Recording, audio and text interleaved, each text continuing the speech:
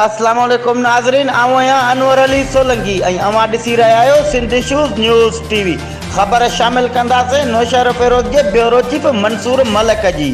विरासिटीअ भरिसां ॻोठ तोरपियो विस्तड़ो में ख़ानगी फलाही तंज़ीम तरफ़ां एहसास वेलफेयर ऑर्गेनाइज़ेशन नौशहर फ़िरोज़ तरफ़ां ग़रीब ऐं मुस्तहक़ माण्हुनि लाइ हिकु रोज़ा मुफ़्त तिबी कैंप लॻाई वई, जंहिंमें मुख़्तलिफ़ बीमारियुनि जे माहिर डॉक्टर शाकिर हुसैन कीरियो, डॉक्टर आरिफ मुस्तफ़ा बोयो, लेडी डॉक्टर सना मेमन, डॉक्टर शिराज शाह ऐं ॿियनि पारां आयल मरीज़नि जो फ्री चेकअप ऐं घुर्बल दवाऊं ॾिनियूं वयूं।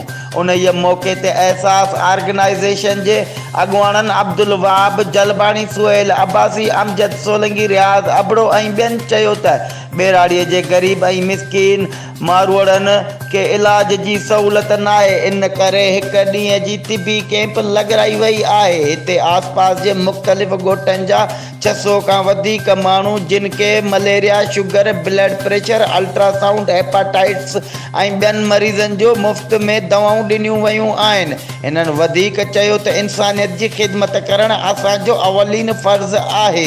जॾहिं त कैंप में मौजूदु माण्हुनि तोड़े ॻोठाणनि ख़ुशीअ जो इज़हार कयो।